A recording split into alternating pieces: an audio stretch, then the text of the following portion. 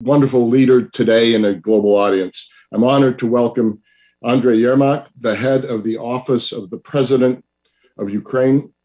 Mr. Yermak has been a key advocate for Ukraine's security in the face of Moscow's buildup of troops near Ukraine's border. Today's discussion comes on the heels of three major diplomatic meetings this week.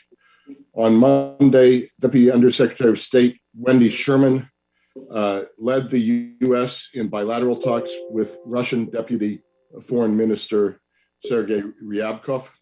NATO allies convened additional discussions with Moscow and the NATO-Russia Council on Wednesday.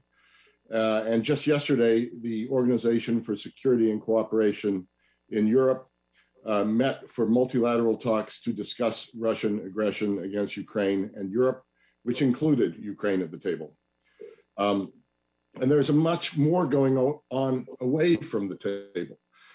Hackers brought down several Ukrainian government websites on Friday, posting a message on one of them, the foreign ministry, saying, "Be afraid and expect the worst." These aren't the first hacks of critical sites in Ukraine.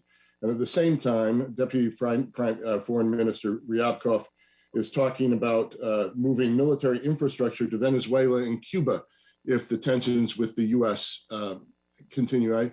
That all just underscores that we are the beginning of a period of time that's likely to be tense for some time.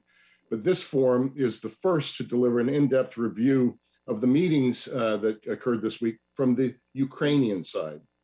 The Cold War's peaceful end 30 years ago was supposed to usher in what President George H.W. Bush at that time called a Europe whole and free.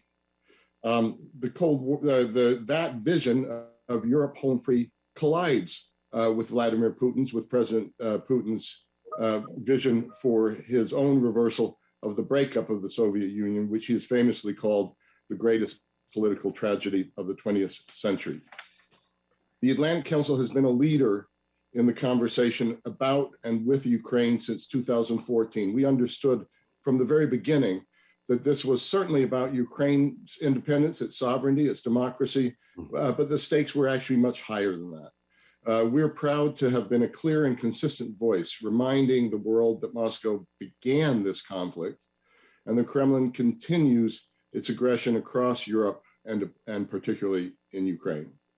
The Eurasia Center previously hosted President Zelensky, Mr. Yermak, and Foreign Minister Dmitry Kozak as part of our efforts in 2020 to maintain public attention on the war in Ukraine's east. U.S. Secretary of State Antony Blinken said last week, quote, "One lesson of recent history is that once Russians are in your house, it's sometimes difficult to get them to leave," unquote. Mr. Yermak and his Ukrainian counterparts understand that probably better than any others. That's why I'm pleased to have Mr. Yermak with us today to share his perspective on the situation on the ground and the talks that occurred this week. Now, let me say just a couple of things by way of introduction of our guest. He has served as the de facto chief of staff to Ukrainian President Zelensky since February 2020, but he served as a top advisor to the president since his inauguration in 2019.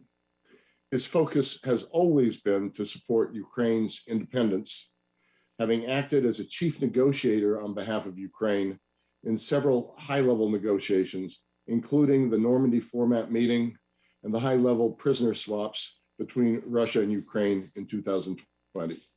As always, this Atlantic Council front page discussion is on the record. Ambassador John Herbst, Senior Director of the Atlantic Council's Eurasia Center and former US Ambassador to Ukraine, will take over in a moment to begin this conversation with Mr. Yermak. Once again, thank you all for joining us today. John, over to you. Thank you. And Mr. Yermak, thank you for joining us today. Would you like me to ask the first question? Or do you want to say something up front? Yes, dear President Kemp, dear Ambassador Herbst, dear colleagues and friends, Good day. And first of all, the last hour meetings, I spoke in Ukrainian with the translator. Today, I tried to speak English.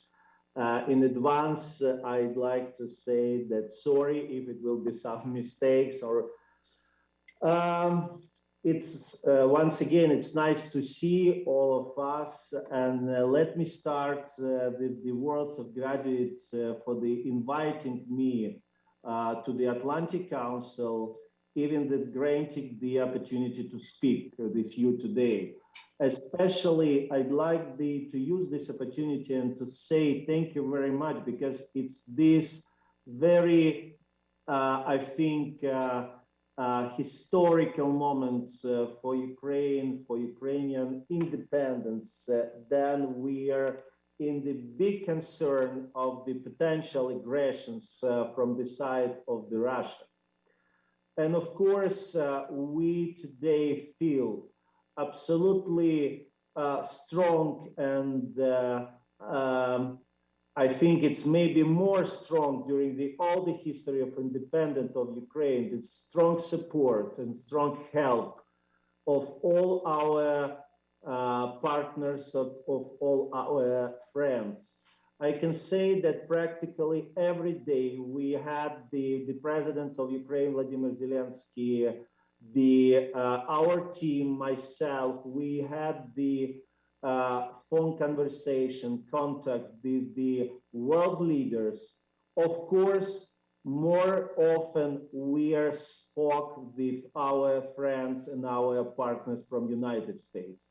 Beginning from the level of the presidents, I'm practically every week communicated with Jake Sullivan, the people from State Departments. Of course, for us, it's for all Ukrainian nation, Ukrainian people, it's a very, very important. You know that for President Zelensky, for all our team, the most important things is our people, their safety, health, and happiness.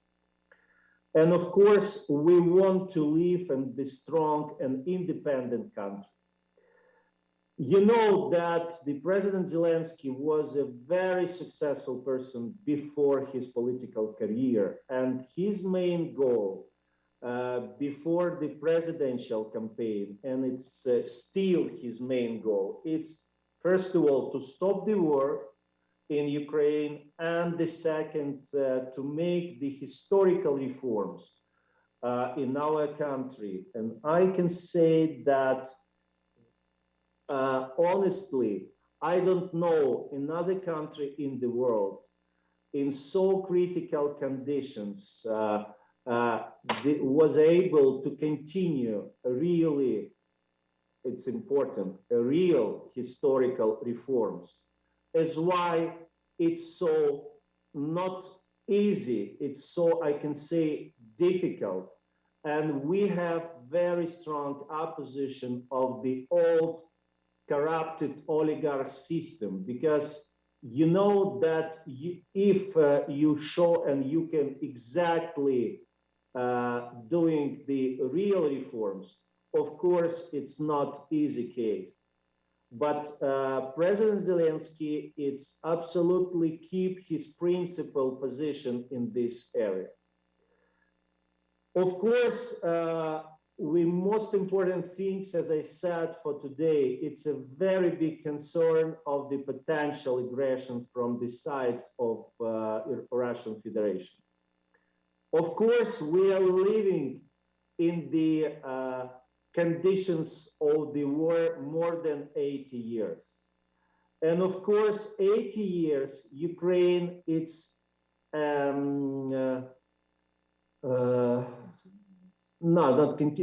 Ukraine, it's show for all the world that we are here in our territory.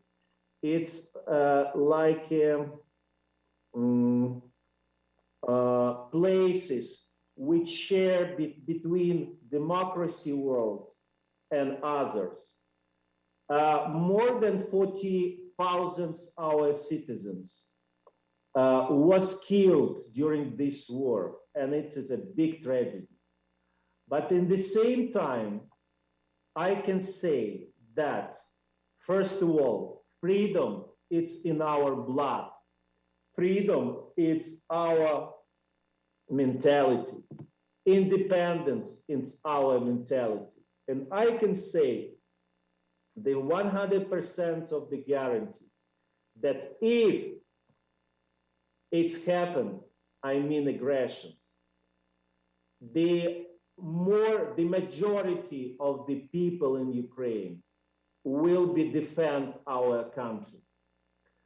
It will be absolute. Why sometimes the people ask, what is the difference between 2014 and now? I can say, yes, a lot of our heroes during all these 8 of the years defend and continue to defend our countries. But now it's absolutely main strong principle of our people. As why? Because we have so honest and nice speaking with friends, I can say that the help of our partners, which we feel the support will be justified for 100%, because it's important. Then you help somebody, when you help to some country, the country itself use all 100% of the possibility to defend their country. I can say that we can see the last month how beginning from the energy crisis, which was in all Europe, how the gas used by Russian Federation like weapons. And I can say that just maybe in the same second, then the memorandum of between United States and Germany was signed, in which our partners said, if gas will be used like weapons, we have the plans to continue the sanctions. But now we can see it's happened in the same second then these documents was signed. And today nobody have the any imagination that only mutual strong position of all partners around Ukraine, around the democracy, will give to us the light and the real opportunity to settle and to find the ways out of this situation. We are absolutely happy and appreciated that today the principles, nothing about Ukraine, nothing which connected to Ukraine, impossible to discuss without participation of Ukraine. And of course, I can say that when today Russia in different levels, in different platforms, started discuss some European system of security, our position is following. How it's possible to talk about some system of European security without settlement of Ukrainian case, without stopping the biggest war in the center of the Europe? It's impossible. This conversation necessary to start it from the Ukrainian case.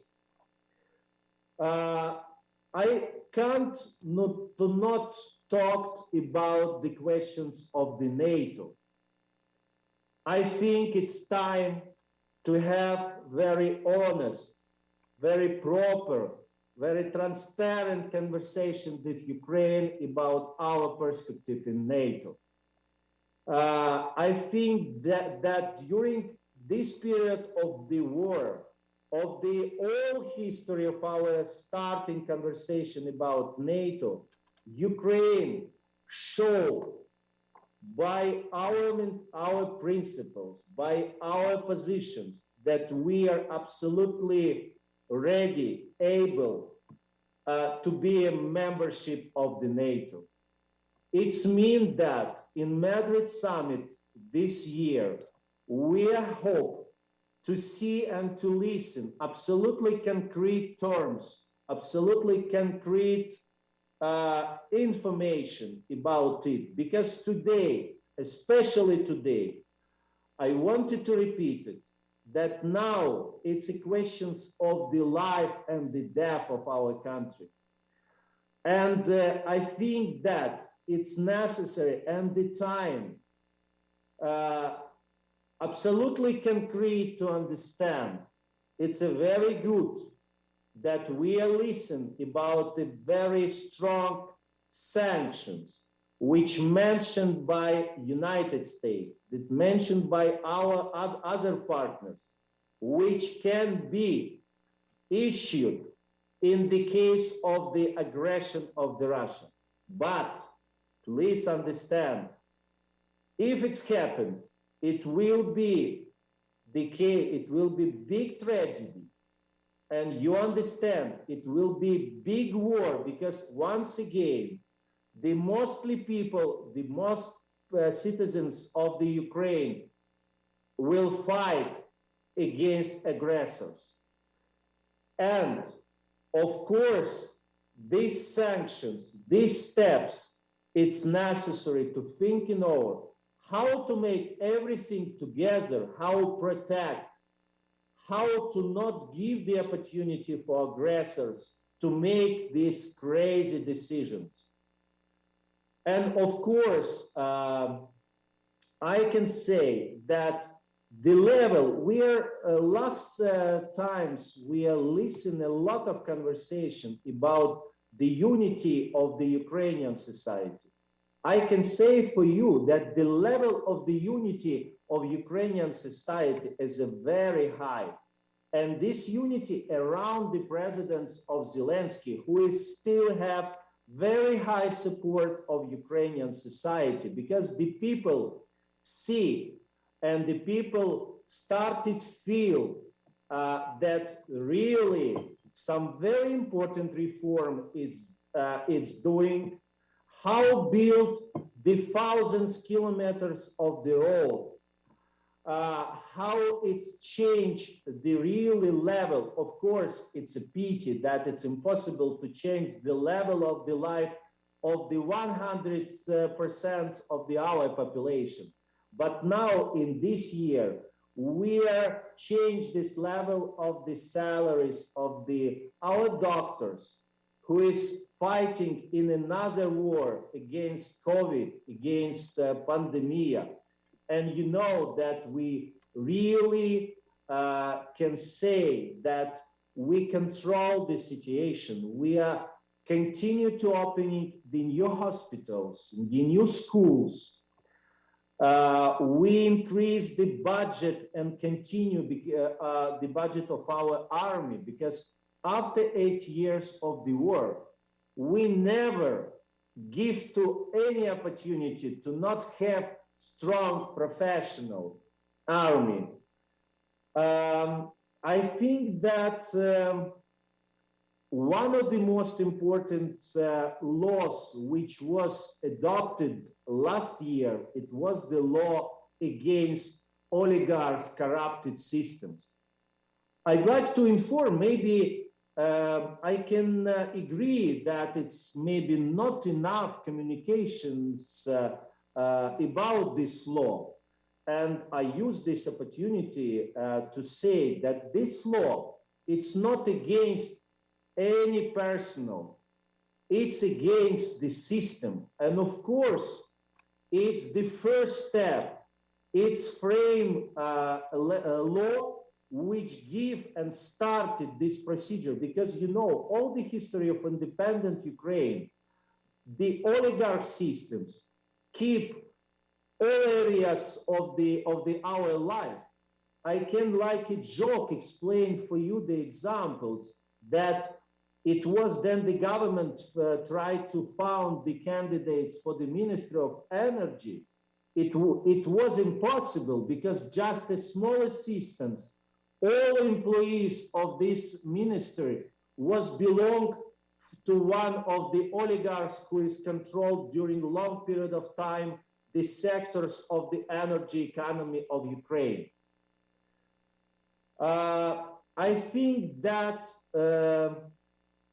we very happy that our partners, and once again, thank you for so kind of the platforms like the Atlantic Council, more deeply understand new Ukrainian power. Our ideas, our principles, our goals, I think that it gives to us so important in this critical moment, so big attention, so big support, which we feel, and this make us more strong, absolutely concentrated, confident for our position. And I can say I wanted to not lose the time and give the opportunity to answer to your questions. In the finals, to say that really Ukrainian power, Ukrainian society, ready to any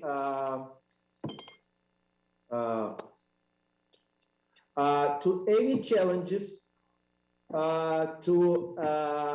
of course, together with our partners, we continue to doing everything to not make it possible these aggressions. But believe me that we are ready, we are united, we are strong, and I think we are will be winner in these challenges. Thank you very much, and ready to answer to your questions. Okay, thank you, Mr. Yermak, for that very comprehensive, broad statement. I'd like to ask you first about the cyber attacks that were launched against Ukraine today. What is your assessment and what are you doing about it? Yes, I just before 1 hour of our meetings have the conversation with our Vice Prime Minister and the Minister of the Information, the Mr. Fedorov. Digitalization it's more correct, and he informed that for this moment, practically 90% of these sites will restart to work. Now the security service and our intelligence very deeply analyzed, and of course we have some thoughts who is made it, and when they will be ready to officially inform and to make some official steps, of course, in the coordination with our partners, because we are very closely cooperate with United States, with Great Britain, and of course, we absolutely will be ready to answer to this attack and continue to work with our partners to protect. But honestly, it was of the part of the concern which were received in the level of our intelligence from our partners, and take ourselves from our intelligence that it's one of the potential part of the internal destabilization of the situation in Ukraine. And I think, unfortunately, it's one of the examples. But at the same time, I can inform that the most strategic infrastructure in Ukraine, it was not be destroyed by this attack. This is a very good protected. And of course, we will continue in the general of the protection of this system. All right, thank you. We've just witnessed a very unusual week of diplomacy. The bilateral talks between Russia and the United States in Geneva, the NATO-Russia talks in Brussels, and then the OSCE talks in Vienna. Do you think Ukraine's interests were adequately protected in these three sets of conversations?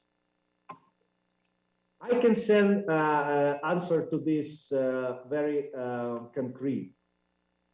We listen personally from President Biden, from the President Michel, from the Prime Minister Johnson, from Chancellor Scholz, from Presidents Macron, and many other leaders, that all of them, they keep the principle. Nothing about Ukraine without Ukraine. And President Biden, it's several times, by each phone conversation, the President Zelensky repeated this phrase and these guarantees.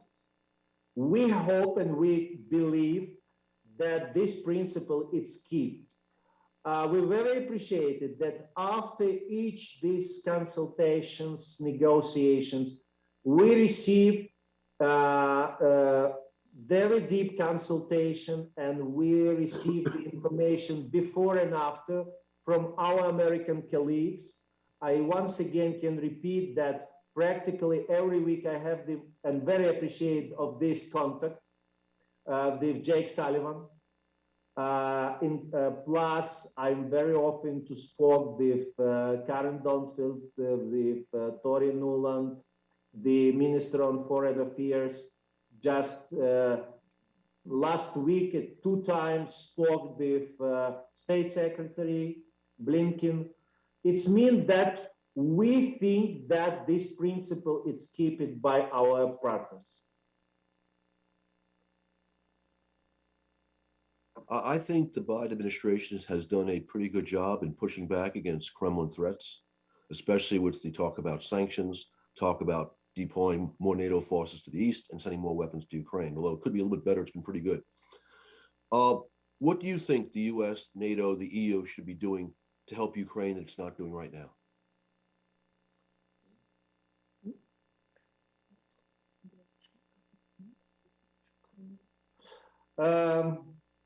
I think that we make some absolutely concrete proposal. First of all, I'd like to inform you that on Monday, I had the meetings and Mr. President, some for short period of time participated and in these negotiations in Kiev, where the political advisor of the Normandy format from Germany and France, Mr. Bon and Mr. Plotner.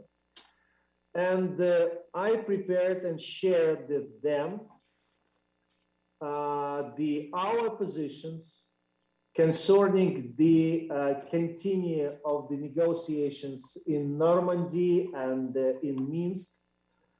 And you know about 10 steps which Ukraine proposals, how unblocked the negotiations in Minsk and in Normandy. We are very appreciated to very leadership of the United States and participation like a parallel track of United States. And this is important that the United States occupied very correct positions and said we wanted to be involved and to destroy any existing formats, but we continue our track bilateral negotiations with Russia. And of course, President Zelensky proposed to President Biden, and we think it can be worked, to organize trilateral meetings maybe by video conference between President Biden, President Zelensky, and President Putin. We're still waiting for the reaction of this, I think, from the Russian side, but our American partners take this, our proposal with some interest. I think that very proactive position involving Ukraine in all level of negotiations, in each platforms, and said once again, if it's discussing the security system in the Europe, it's necessary involving Ukraine. If we're talking the OCE, you know that OCE, it's a very strong possible instrument, which honestly not work, for my opinion, for 100%. I can give you examples. 2 weeks ago, we decided in Minsk TCG group that we are back for the ceasefire regime. But this regime, it's not worked without the verification mechanism. And we proposed, please, it's necessary that somebody will control how it's worked. And we say, please, come to this verification mechanism, verification groups, the all members of the Normandy, I mean Germany, France, Russia, and Ukraine. Still waiting the answer. I think it's not difficult to do, because except now in the mission of OCE in Ukraine, we have the citizens and representative of Germany, France, and I think, I'm not sure, but it seems to me, and Russia itself. I think it can be very strong and very concrete step, because we can see that some days, now the breaking of the ceasefire per day, it's up to 10 times per day. It's double or 3 times less than was before. But unfortunately, we lost during this period of time 5 soldiers, and some people was damaged. And we can see that, and absolutely sure that if this mechanism will start to work, we can have zero breaking of ceasefire. And of course, you understand, if the people not killed and you have this good atmosphere, it's a very strong arguments to continue negotiations. Thank you. And I think we just made some news when you talked about your idea about a trilateral summit. So, I'd like to mention that I'm very jealous of you, because you deal with a guy who's the point man for Russian aggression against its neighbors, Dmitry Kozak, someone I'd be interested in talking to myself. But how would you describe your relationship with him as you try to work through the Minsk process?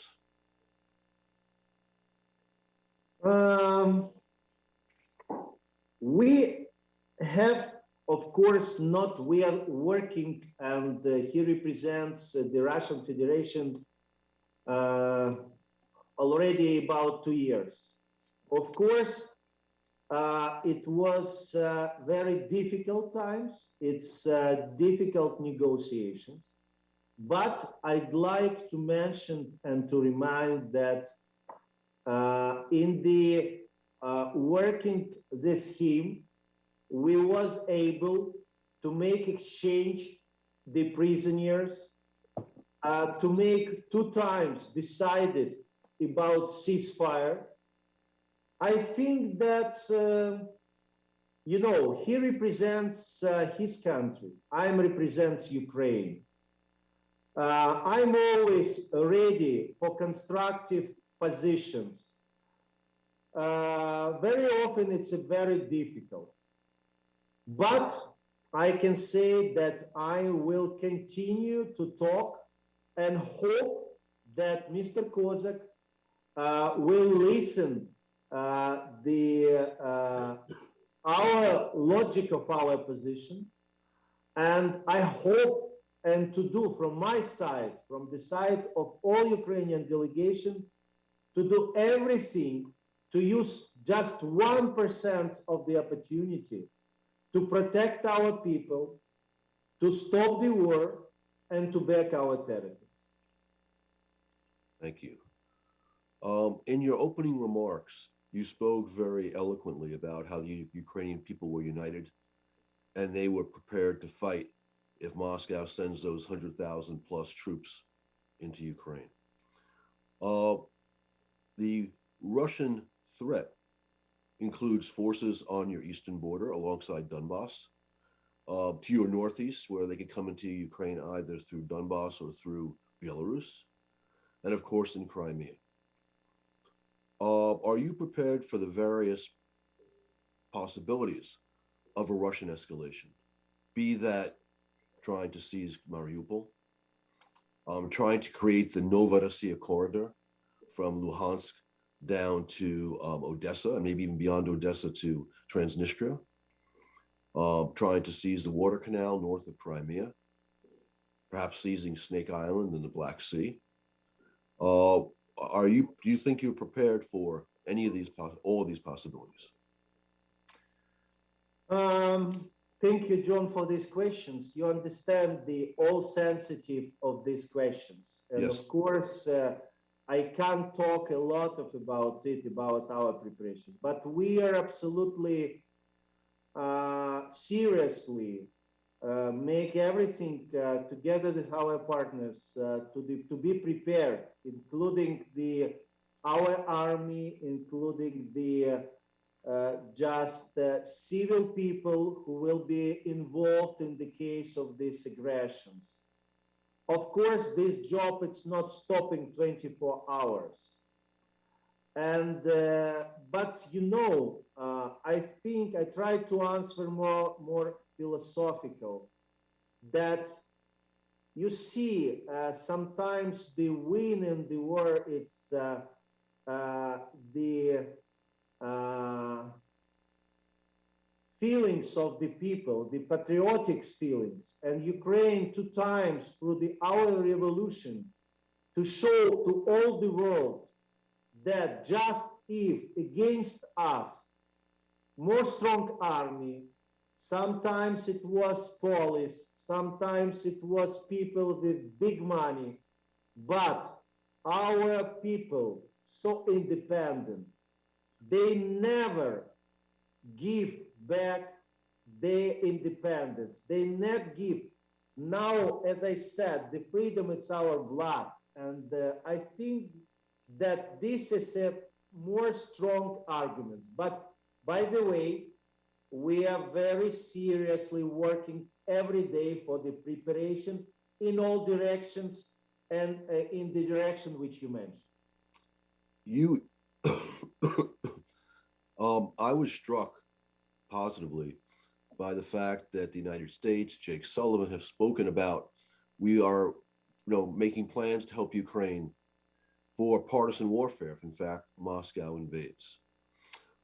Is there anything you can mention about this? I realize this is very sensitive, but I think it's something worth highlighting if you can say publicly something on the subject.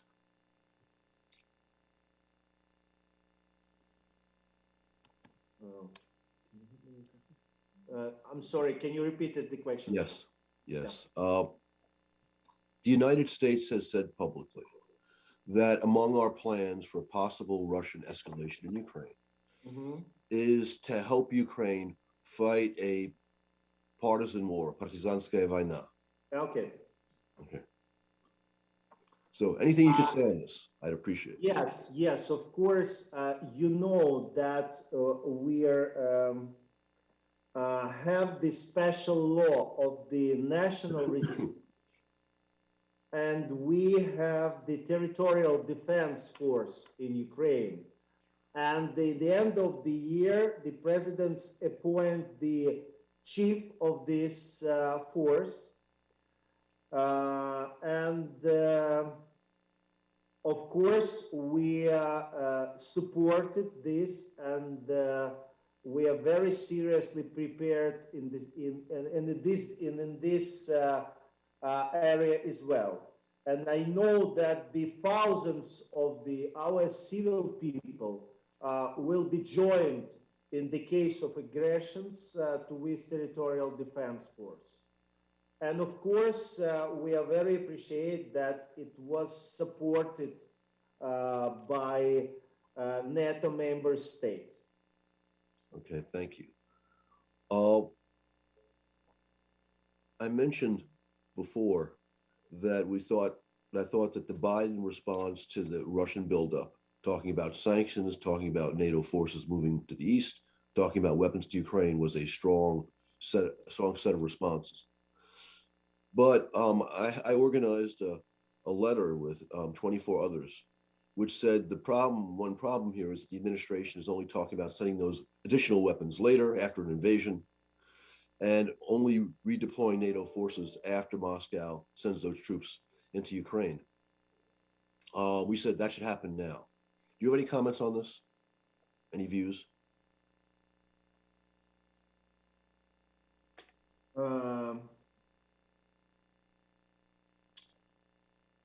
Can you repeat the final words of your question? Yes. We've recommended to the Biden administration that the additional weapons they're talking about sending to Ukraine should be sent now, so that they're in your hands before the Russians invade with a large force.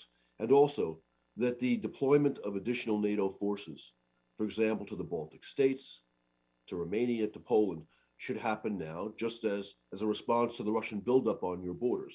It should not wait until after Moscow sends those troops into Ukraine. Do you have any thoughts on this?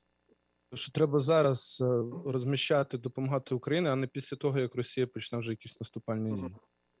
I can say, first of all, thank you very much, and we were very appreciated. It's really we receiving this help from United States. The President Biden, during the phone conversation with President Zelensky, said that United States will doing everything to help Ukraine to be fully prepared to defend our country. But of course, you're absolutely right. And I mentioned in the beginning, we need the help before something happened. It's mean I'd like to back to the sanction policy. I think that it's not time to change, and it's necessary to back to the 100% of the sanction policy, because I think it's necessary to do before. I mean, including the sanctions against Nord Stream. I think that before we can exactly see the escalation around the Ukrainian border, it's necessary to stop any conversation about the potential of this project. I think it's not time now to discuss what it's right sanctions, what it's not. I think still we have around our border more than 100,000 Russian soldiers. These questions must be hold on. I certainly agree with you 100% on that. While the Biden administration's had, I think, a pretty good policy overall towards Ukraine and Russia, I think their policy on Nord Stream 2 has been a disaster. So let's talk about this for a minute. I think that Ukraine's policy on Nord Stream 2 vis-a-vis the United States has been quite brave, because the administration made this dreadful decision in May and doubled down ever since. Even as Moscow used gas as a weapon, they paid no attention to it, kind of denied it. And, you had the German foreign minister in Washington earlier this month, and you had the Russian forces on your border earlier this month. And all Blinken could say publicly was that, well, if the Russians send those troops into Ukraine, maybe Nord Stream 2 will not go into operation. Maybe, may not go into operation. Very weak language, a very weak policy. So you have, despite the position of the administration, reached out to Congress, suggesting they should vote, for example, for the cruise bill, which was voted on yesterday.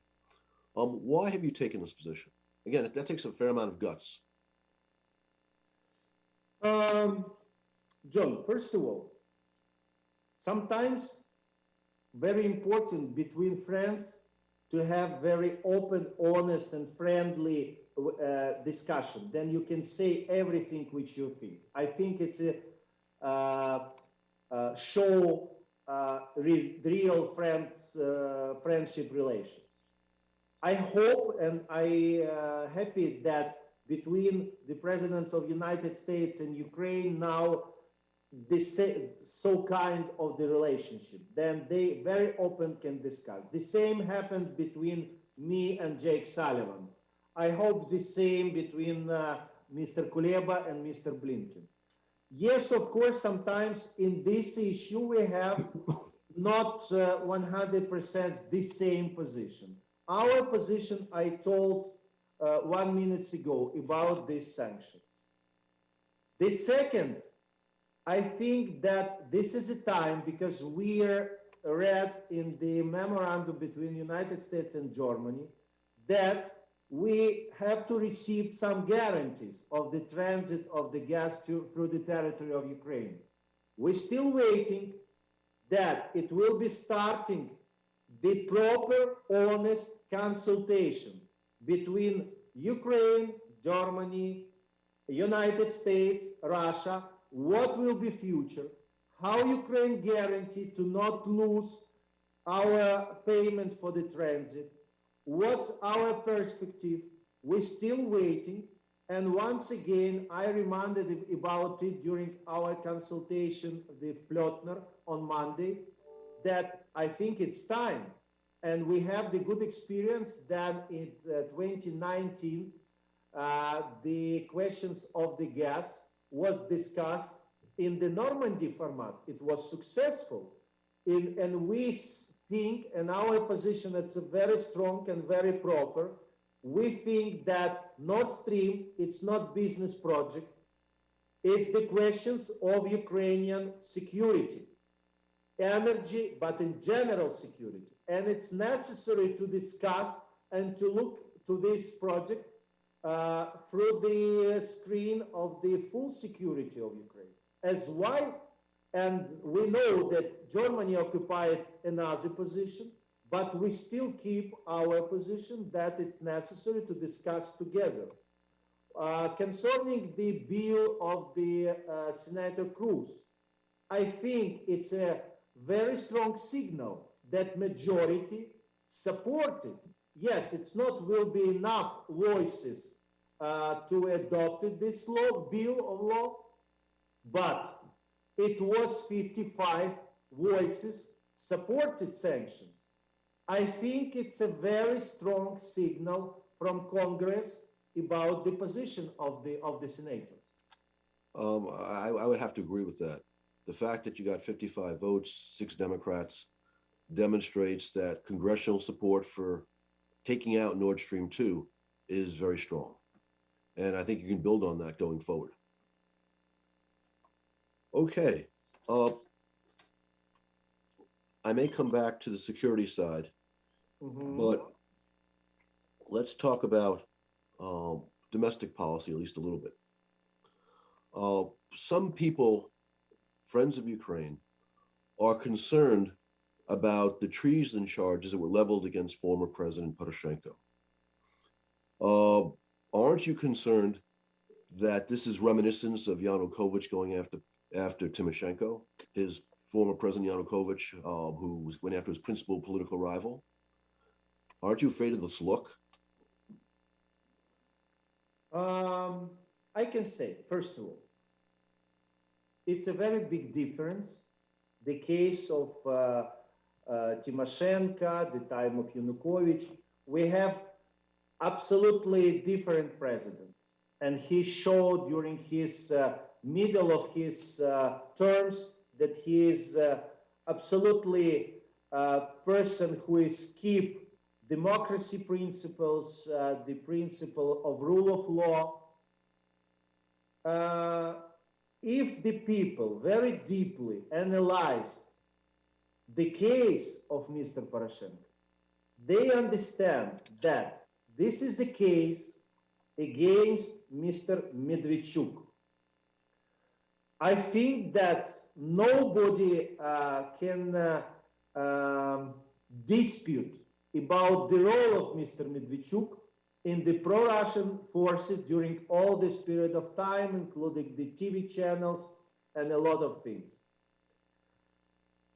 And then the people, sometimes it's a very open, ask, including me, including another people in our team, do you think it's in time of this case? I always answer, first of all, President Zelensky, the team, we try to demonstrate that possible, if we are talking about the reforms, judicial reforms, it's possible to not be involved in to the working of the prosecutor, of the working of the courts. And the second, honestly, if it's we can answer, if it's existing right time for rule of law, I think no. I think rule of law must be exist in all period of time. And what is the most important? You have to understand that if happened the aggressions from Russia to Ukraine, the President Zelensky have to be applied to the nation and have to very hard obligation. And he is a responsible person. He not send it because how it's happened in the past time, then some politics in Ukraine send it their children abroad for education and send it a lot of thousand children, yes, to protect our country. But you must understand, it's a hard obligation. It's a very difficult to just imagine to be in the place of the presidents in that period of time. But if it's happened, it's necessary to answer and to be very proper with our nation. I can tell for you that the rule of law, the principle of rule of law, it's one of the priority of the President Zelensky and our team. And of course, I'd like to think that it's necessary to keep out of any manipulations around exactly this case and be very deep, understand and check exactly the facts, what happened. But believe me that once again, the rule of law, it's one of the most important principles of us, of all the team. Thank you for that. There's also, you mentioned the de-oligarchization law. There's also concern that under that law, major media, which currently is under control of oligarchs, might wind up controlled by the government. What do you say to that? I'd like to say once again that this law, it's not against somebody personal. If attentively you can read this law, there is no any phrases that it just potentially existing risks to press for the freedom media or to be involving and to take and to change the principle of the private property. I can say that this law gives the frame, the first steps to break in the corrupted oligarch system. It's law against the people who buy the politics, who buy deputy, who try using their money to control some political decisions in the country, against who not working to support and to develop the freedom of media, but try to use the media like a weapons once again to control and to press to make some political decisions. We will be happy if in 6 months in the list of potential oligarchs will be 0%. It will be excellent results for our country, because you understand, it's not very good that we have the images a lot of times we are listening that your problems, it's oligarchs. Your problem, it's oligarch system. We wanted that the images of my country will be connected with the world of the oligarchs. It's mean that we support business. We support legal business, big business. But we wanted that, I think this fightings, the history of this fighting has all the countries. And of course, just now we are working, the parliament working, the law which will be regulated in the future, this area. It will be law antitrust, it will be anti-dumping law, it will be law of the legal lobbyism, and many others. Now the president created the frame law as a first step. Thank you. Let's bridge this issue and the security side. You referred to the action you took. I'm sorry, John. I'm sorry, John. Please, I'd like to add it to my previous questions. Okay. I need to mention concerning the former president of Ukraine. I think that you know that a lot of people in our country, in the situation of war, have the opportunity to check some tapes of Mr. Medvedchuk, who is known his very close ties to the Russia and his role during all this period of time. In these tapes, it was mentioned a lot of people. As why then we are received from our partners the signal and concerns about the potential aggression. It was two parts. First of all, it's potential military aggression, and the second, it's using by pro-Russian forces and to make some destabilization in the country. And this is very important, that the power show absolutely transparent relations and transparent positions. But believe me that today I said once again, very high level united of Ukrainian society,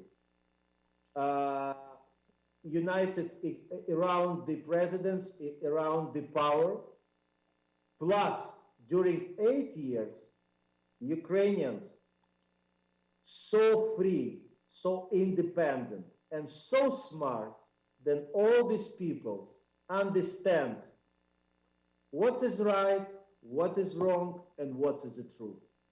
And our obligations to be because in some critical moments of the nations, I think it's an obligation to the leaders to be very open and very honest for 100%, because people have to go and to defend our country. And we can't close, not just in the case against somebody, it's including the people in our team. Only these principles to give the people the faith and to go forward, to believe and to trust. Thank you. And I'm sorry that I'm interrupted you. No, that's good. In fact, what you just said is a nice lead into the question I was about to ask. The strong steps that Ukraine took against Medvedchuk over a year ago made Moscow deeply unhappy.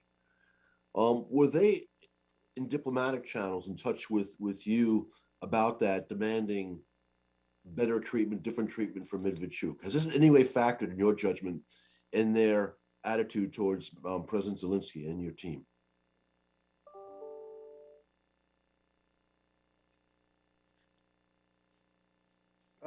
Yes, it's I understand, and yes, and it's absolutely true. And you know, during the long period of time, the people don't believe that it's possible to happen, because it was, you know, it's a very strong support, and this forces was very connected to the power in the previous year. And of course, the people, just the people in Western Ukraine, they was happy. The ordinary people, they started to believe and started to trust, because, you know, it's for us, especially for the President Zelensky, for him, the life of each person, it's a very, very important. For him, it's priority. And of course, you know that you have so big tragedy that we are lost more than 14,000 of our people. It's necessary that their family, their parents, be sure that their children defended the country, and nobody in this country to in the same time to make any proper things, because it's a life of the people. The main, I think it's the most important priority. You see, it's the questions, it's very philosophical questions of the truth. Because only if the nations feel the truth, they are strong. And this is connected for all these things. But you can remember some part of this, of the pro-Russian society, because they are supported a lot of how they started and tried to criticize about the TV channels, who is 100% was the Russian propaganda. And of course, if just there is something, it's necessary of the connections of the some politics in that period of time, it's necessary investigated. It's necessary to show that anybody in the country is the goal of reforms, that anybody will be not higher if than law, starting from president. I think it's important. I think it's a very strong signal just for Ukrainian society. And you can ask, you just, you know, the best judge, if you go to the street of Kiev, of any cities, and you can ask people what they are thinking about it, and you receive the very interesting answer. Okay. You mentioned properly that Ukraine has to deal with both the possibility of a conventional attack from Moscow, but also efforts to undermine your society. My view is that Russia is threatening a major invasion now because their current hybrid war in Donbass is a failure. It has not changed Ukraine's policy. My sense also is that Ukraine has done a pretty good job, going back at least to 2015, in dealing with efforts by Moscow to undermine Ukrainian society. Okay, so having said that, is it your judgment that you have pretty good control over Russian efforts to undermine Ukrainian society from within? That's certainly my impression.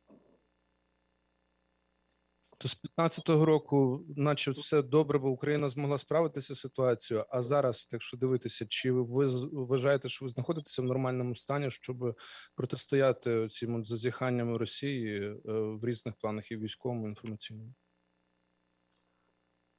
My opinion that we are more strongest. And why we are more strongest? We have not a second sense. Because from the leader of the nation, from the presidents, we have absolutely for 100% a strong and principled positions. We have absolutely another army, and we have the absolutely another temperature in the society. I said in the beginning that I'm sure that the majority of our people without any application will be ready to go to defend our country. I think it's a lot of change from this period of time. And we have, I think, more strongest support of our partners during all the history of independence. I think that, it's now happened historical things. Now our relationship with United States, with Great Britain, with Turkey, with France, with Canada, it's really, we started to be a real strategic partners, not just the worlds in reality. Well, that's certainly true. My understanding is that the U.S. military has learned a lot about how Russia fights through their cooperation with you, and that's important. All right, we're coming to the end of our session. Let me ask you, how do you see the current standoff right now with Russia ending? You have to be ready for everything. I have colleagues who say Moscow has to send troops into Ukraine. I remain skeptical that they have to. I think that they're going to find a way not to do that. But your thoughts on this, if you're willing to share them. Чим закінчиться протистояння? Тобто одні кажуть, що... I understand. You see, it's impossible to understand what in the head of another person, especially in this kind of the person. I think,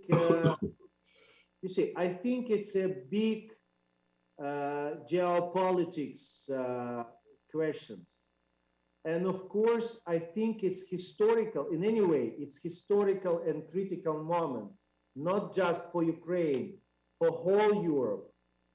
And I think it's necessary to have a very big patience, to be very smart, and because nobody knows what will be results of everything which happened. But I can say that 8 years of the war,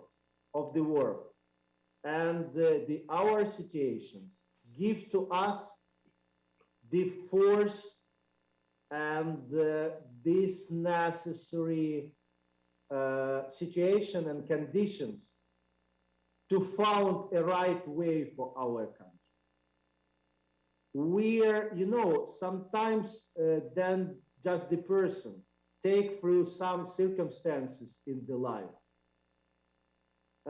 Somebody lose, somebody lose the dream, somebody lose the faith, and somebody started be strong, found some potential, started be very smart, have the able to use 1% of the opportunity. I think Ukraine is the second case. And I absolutely sure that our strong nation, I can share with you, John, very honest. I born in Ukraine, I born in Kyiv. I traveling a lot before this job, but this job give me opportunity to traveling very often. And now I traveling just a very small town, some places where I never be, Ukraine. And believe me, just me as a citizens of Ukraine, I never can imagine how beautiful this country, how rich this country, what extraordinary people we have. I never miss, honestly, I never just can imagine, to just believe. One case is to talk about it and another to feel by all my heart. And I now absolutely sure that we have great future. Difficult time, born real heroes. Difficult times, born real, strong, and very successful nations. I absolutely sure that it's not accidental that we have so strong biography, so difficult biography, and so many challenge.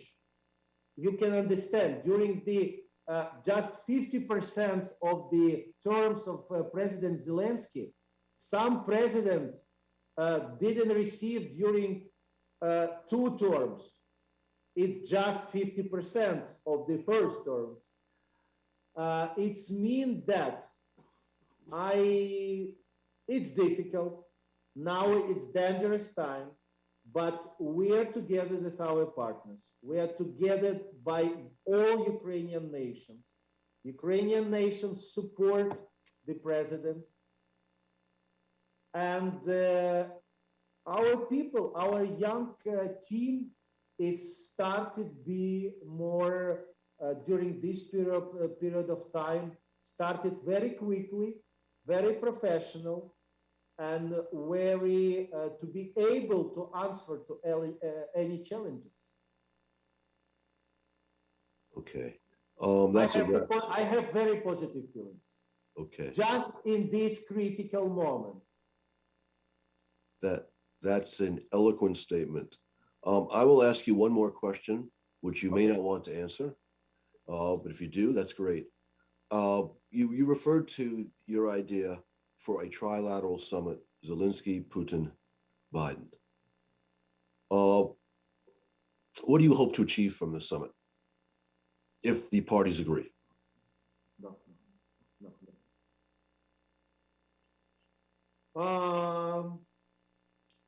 We think that the leader, chief, you mean who will be the, can you explain your questions, please? Sure. Look, you see some advantage in having a meeting with Zelensky alongside of Biden, alongside of Putin. So my question is for you, how do you think this could lead to a breakthrough to end the war in Donbass? Тобто ви виступили з ідеєю проведення саміту трьохстороннього з президентом Байденом, Путіним і Зеленським. Яким чином ви вважаєте, це може дати якісь прориви в цій ситуації, яка склалася?